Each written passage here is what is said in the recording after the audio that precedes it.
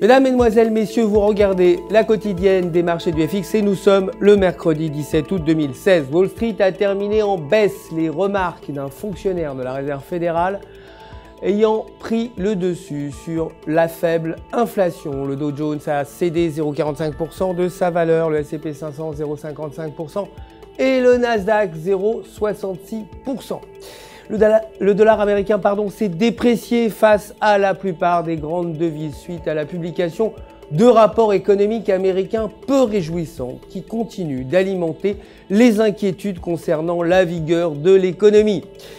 L'indice des prix à la consommation est resté inchangé à 0% et les permis de construire ont fait état de 1,15 million d'autorisations contre 1,16 million précédemment.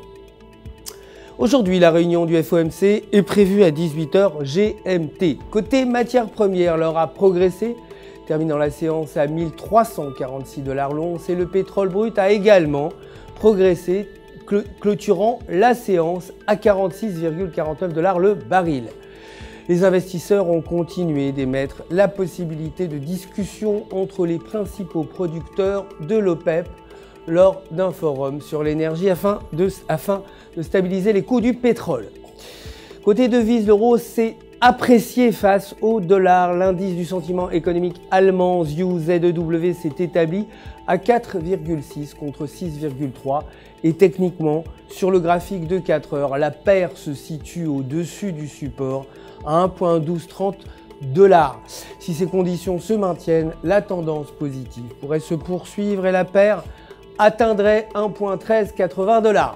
En revanche, un repli sous le support entraînerait une chute vers 1,1100. La livre sterling s'est appréciée également face au dollar alors que l'Institut des statistiques nationales a révélé que le taux d'inflation du prix à la consommation a progressé d'un taux annuel de 0,6% le mois dernier, surpassant les prévisions à 0,5%. et la hausse de 0,5% du mois de juin. Techniquement, toujours selon le graphique, sur le graphique de 8 heures, le câble s'échange sous la résistance à 1,3080 $.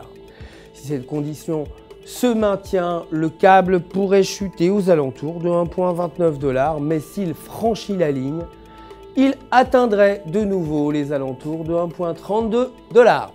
C'est tout pour aujourd'hui, je vous retrouve demain pour la suite des actualités des marchés. Restez avec nous sur www.ufx.com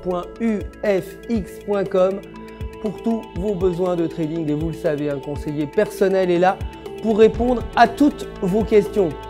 UFX se joint à moi pour vous souhaiter une excellente journée sur les marchés.